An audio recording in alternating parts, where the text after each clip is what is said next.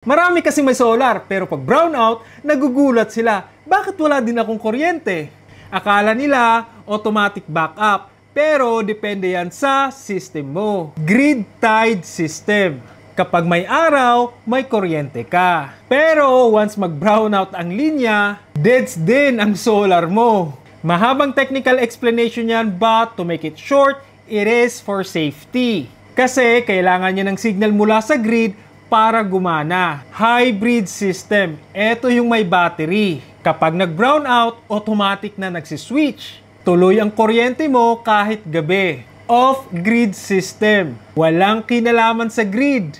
So kahit isang linggong brown out, gumagana pa rin. So, tingnan mo muna ang system mo. Baka akala mo hybrid, pero grid-tied pala. Sa solar, hindi sapat na may panels ka. Kailangan tama ang setup.